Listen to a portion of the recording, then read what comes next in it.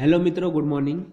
Welcome to my YouTube channel. હું છું રાવલ સાગર. આપ સૌનું સ્વાગત કરું છું મારી યુટ્યુબ ચેનલમાં. તો આજના આપણા લેક્ચરમાં આપણે યુનિટ નંબર 5 એટલે કે ડિટર્મિનન્ટ એટલે કે નિશ્ચયકની અંદર આગળ વધવાના છીએ.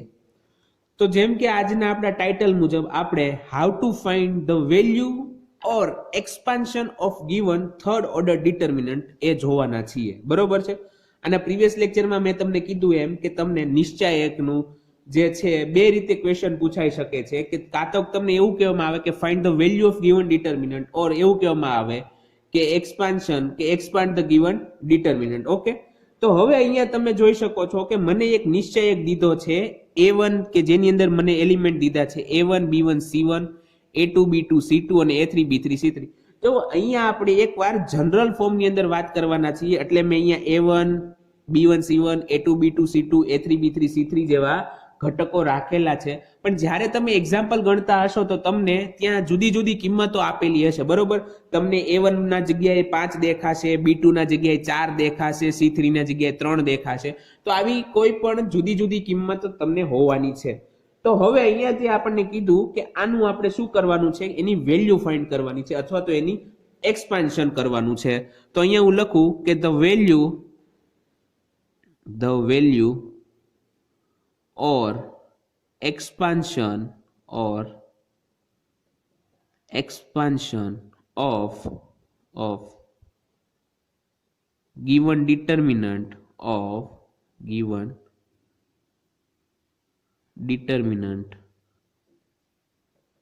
is denoted by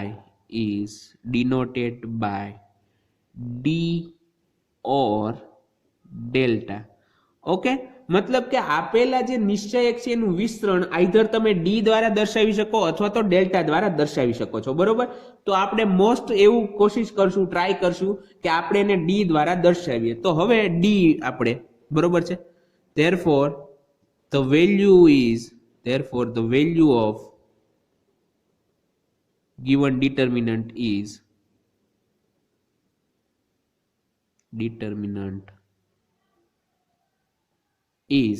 D equal to, હવે D is equal to જો કઈ રીતના વેલ્યુ મેળવવાની, આની ઘણી બધી અલગ અલગ મેથડ છે પણ આપણે અત્યારે તમને ફક્ત એક જ મેથડ યુઝ કરી શકો તમે. બરોબર છે, એવી ટ્રાય કરીએ છીએ કે તમે એક જ મેથડ શીખો અને પણ એ સરખી રીતે શીખી જાઓ. તમારે કઈ નહીં કરવાનું, સૌપ્રથમ તો તમારે જે એક પેલો ઘટક હોય તો એ લઈ લેવાનો. બરોબર, તો એને તમે આવી રીતના A1 એવી રીતના લખી નાખવાનું. હવે તમે જ્યારે A1 લખો છો તો તમારે શું કરવાનું કે A1 જે હારમાં અને જે સ્તંભમાં છે એની સિવાયના બાકીના ઘટકો દ્વારા જે દ્વિહાર નિશ્ચયક બને છે લખવાનો. તો હું A1 એની સાથે શું લખીશ જોજો, તો કે A1 કઈ હારમાં છે, પેલી હારમાં છે, અને કઈ સ્તંભમાં છે તો કે પેલા સ્તંભમાં છે. તો એની સિવાય કોણ વધે છે કે B2 વધે છે, C2 વધે છે, B3 વધે છે અને C3 વધે છે. તો હું એને નિશ્ચયકમાં લખી નાખીશ કે B2 C2 B3 C3. બરોબર છે, આવી રીતના થઈ ગયું. ત્યારબાદ શું કરવાનું, તમારે લખવાનું માઇનસ કરવાનું. હવે A1 ની બાજુમાં કોણ છે, B1 છે, તો ત્યારબાદ માઇનસ કરીને તમારે લખવાનું B1. એની સાથે તમારે હવે શું કરવાનું, તો કે B1 જે હાર એટલે કે રો ની અંદર છે અને જે કોલમ એટલે કે જે સ્તંભની અંદર છે એની સિવાયના ઘટકો દ્વારા બનતો નિશ્ચયક લખવાનો. તો કોણ વધે છે, A2 C2 A3 C3. તો એ લખી નાખું હું A2 C2 A3 C3. બરોબર છે. ત્યારબાદ ફરીથી પ્લસ કરવાનું. હવે કોણ આવશે, તો કે A1 આવી ગયો, B1 આવી ગયો. હવે આવશે વાત C1 ની. તો હવે C1 ઇન્ટુ કરવું પડશે. C1 ઇન્ટુ હું શું કરીશ, તો ફરીથી એ જ પ્રોસીજર કે C1 જે રો અને જે કોલમની અંદર છે એના ઘટકો સિવાય જે બાકીના ઘટકોથી નિશ્ચયક બને છે એ મારે લખવાનો છે. તો હવે કોણ વધે છે, A2 B2 A3 B3. બરોબર છે. તો હવે તમે જુઓ કે તમને દ્વિહાર નિશ્ચયકનું મૂલ્ય મેળવતા આવડે છે. બરોબર છે, એનું મૂલ્ય મેળવતા આપણે ઓલરેડી પહેલા જ લેક્ચરની અંદર શીખી ગયા છીએ. તો એનું મૂલ્ય મેળવો અને તમે મલ્ટિપ્લિકેશન કરી નાખો તો તમને શું મળી જાય, આપેલા ત્રિહાર નિશ્ચયકનું મૂલ્ય મળી જશે. તો હજી હું આને સાદું રૂપ દઈ દઉં કે ઇઝ ઇક્વલ ટુ શું થશે, તો કે A1 ઇન્ટુ હવે દ્વિહાર નિશ્ચયકનું સેકન્ડ ઓર્ડર ડિટર્મિનન્ટનું મૂલ્ય કઈ રીતના મળે, તો કે એના મેઇન ડાયાગોનલના ઘટકોનો ગુણાકાર માઇનસ એના સબસિડરી ડાયાગોનલના ઘટકોનો ગુણાકાર. તો જુઓ આની અંદર મેઇન ડાયાગોનલના ઘટકો કોણ છે? B2 અને C3. તો તમારે શું કરવાનું? B2 into C3 minus B3 into C2. Okay, minus B3 into C2. ત્યારબાદ માઇનસ, ત્યારબાદ B1. ઓકે, તો કાઉન્સની અંદર હવે શું આવશે? તો કે A2 into C3, A2 into C3 minus minus A3 into C2 minus, જો શું થઈ ગયું? તો કે માઇનસ B1 તો છે જ. ઓકે, તો માઇનસ B1 લખી નાખ્યો. હવે આ જે નિશ્ચયક છે એનું મૂલ્ય તો કે A2 into C3, A2 into C3 minus A3 into C2 minus A3 into C2. ત્યારબાદ પ્લસ પ્લસ, હવે અહીંયા પ્લસ જે છે તો પ્લસ એઝ ઇટ ઇઝ. ત્યારબાદ C1 છે તો C1 એઝ ઇટ ઇઝ લખી નાખીશું, C1 એઝ ઇટ ઇઝ. અને શું આવશે? તો કે A2B3, A2B3 minus A3B2 minus A3B2. બરોબર? તો આ જે તમને અંતમાં મળે છે, હવે સાદુરૂપ કઈ રીતના દેવું એ તમારે હવે પૂછાય નહીં, કેમ કે એટલા તો તમે મેચ્યોર અને મોટા થઈ ગયા છો કે તમને સાદુરૂપ દેતા આવડે કે આની અંદર A1 B2 છે, C3 છે, A1 B1 C1, A2 B2 C2, A3 B3 C3. આ બધી અલગ અલગ કિંમતો હોવાની, અને કિંમતોનો સરવાળા, બાદબાકી, ગુણાકાર, ભાગાકાર તો કરતા તમને આવડે છે. તો તમારે અહીંયા કંઈ નથી કરવાનું. અમુક જગ્યાએ સરવાળા છે, અમુક જગ્યાએ બાદબાકી છે. જો અહીંયા ગુણાકાર કરશો ત્યારબાદ બાદબાકી છે, અહીંયા ગુણાકાર છે. ઓકે, તો આવી રીતના તમે થર્ડ ઓર્ડર ડિટર્મિનન્ટનું મૂલ્ય મેળવી શકો છો. તો આ થઈ ગઈ એની વાત જનરલ ફોર્મની. હવે આપણે એને રિલેટેડ એક્ઝામ્પલ જોવાનો છે. તો એક્ઝામ્પલ 1 હું લખું અહીંયા. એક્ઝામ્પલ 1. એક્ઝામ્પલ 1 મને શું કહે છે કે find the value of the determinant. Find the value of, find the value of determinant, find the value of determinant delta is equal to, delta is equal to, મને અહીંયા ત્રિહાર નિશ્ચયક દીધો છે. કયો દીધો છે? 1 -2 4 column wise. Okay, column wise.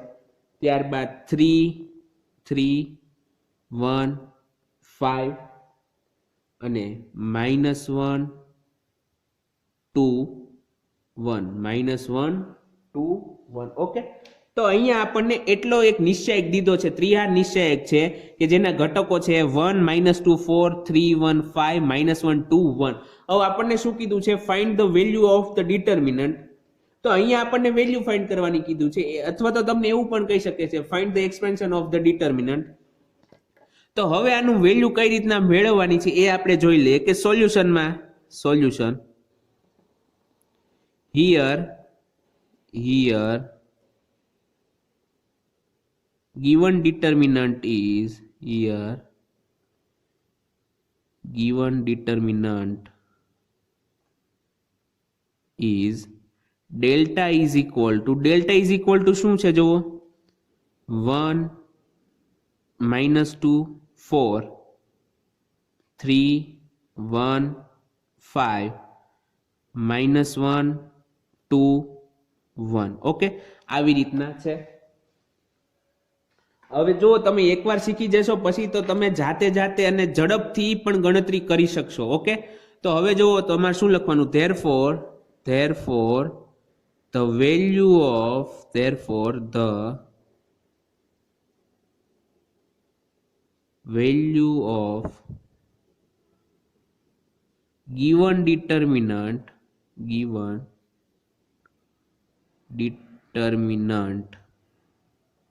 is, તો એને આપણે શેના દ્વારા દર્શાવીએ છીએ? તો કે ડેલ્ટા દ્વારા. ઓકે, જો તમે બંને રીતે દર્શાવી શકો, ડી દ્વારા પણ દર્શાવી શકો છો, ડેલ્ટા દ્વારા પણ દર્શાવી શકો છો.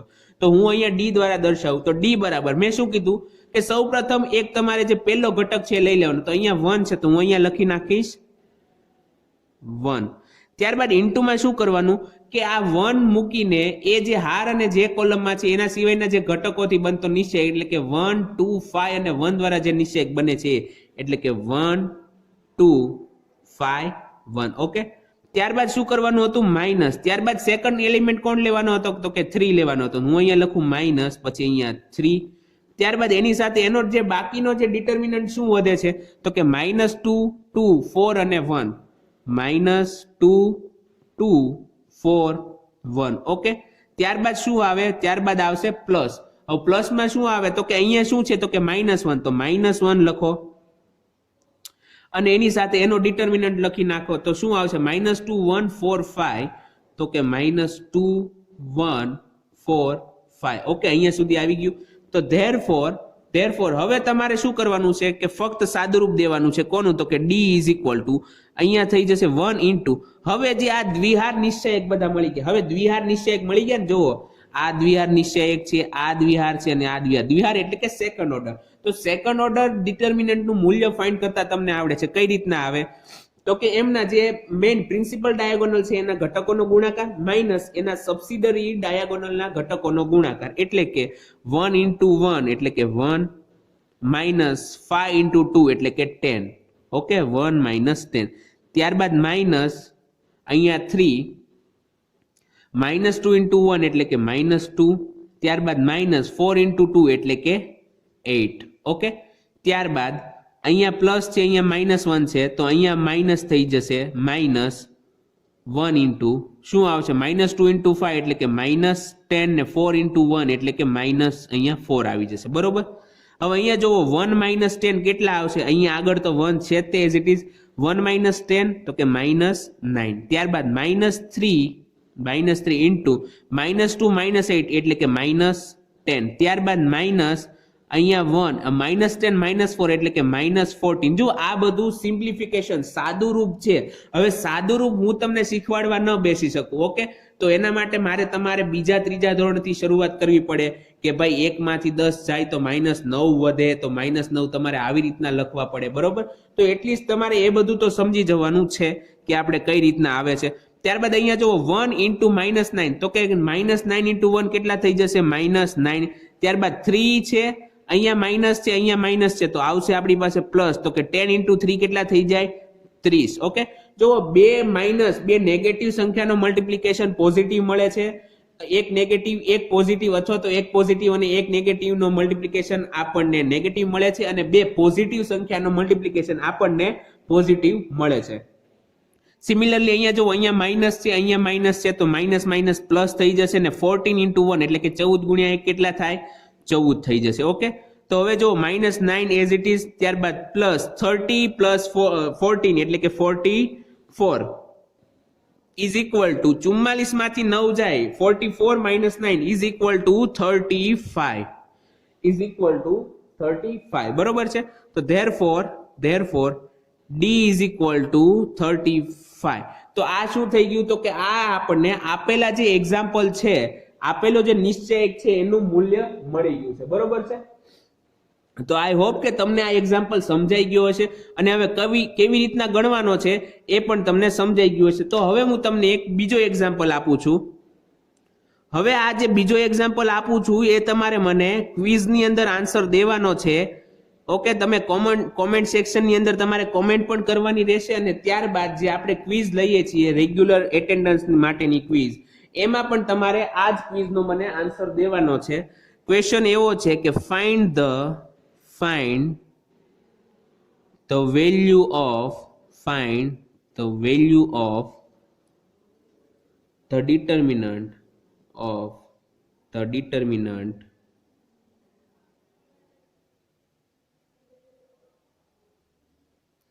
find the value of the determinant delta is equal to delta is equal to મને અહીંયા દીધું છે 1 0 0 1 0 0 2 3 4 2 3 4 and last row છે 5 -6 and 7 5 -6 7. ઓકે, તો આનો આન્સર જે છે તમારે મને કોમેન્ટ સેક્શનની અંદર કોમેન્ટ કરવાની છે આજના લેક્ચરમાં, તેમજ તમારે ક્વિઝની અંદર મને આનો આન્સર દેવાનો રહેશે.